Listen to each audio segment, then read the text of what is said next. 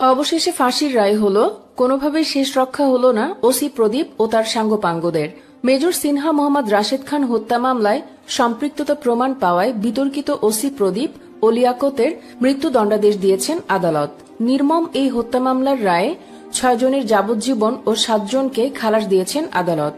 কেন শুধু প্রদীপ ও লিয়াকতকে ফাঁসির রায় দিল, কেন ৭ জন খালাস পেয়ে গেল, রায়ের সময় কি বললেন বিচারক, কি বললেন আইনজীবীরা, এছাড়া এ সময় কাঠগড়ায় দাঁড়িয়ে যা করছিল প্রদীপ ও তার সাঙ্গপাঙ্গরা, রায়ের পর খুশিতে যা বলছেন ভুক্তভোগীরা ও তাদের পরিবার, এ সকল বিষয়ের বিস্তারিত জানতে ভিডিওটির পুরোটা সময় আমাদের সাথেই থাকুন। সেনাবাহিনীর অবসরপ্রাপ্ত মেজর সিনহা মোহাম্মদ রাশেদ খান হত্যার মামলার রায় ঘোষণা করা হয়েছে। এতে বরখাস্ত ওসি প্রদীপ ও এসআই লিয়াকতকে ফাঁসির আদেশ দেওয়া হয়েছে। কক্সবাজারের জেলা ও দায়রা জজ আদালতের বিচারক মোহাম্মদ ইসমাইল এ রায় ঘোষণা করেন। এতে এপিবিএন এর ৩ সদস্য সহ ৭ জনকে খালাস দেওয়া হয়েছে।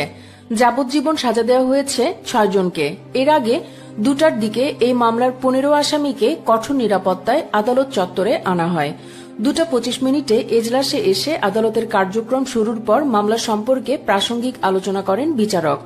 এরপর শুরু করেন অপরাধের পর্যবেক্ষণ বয়ান। সাক্ষ্য প্রমাণে কার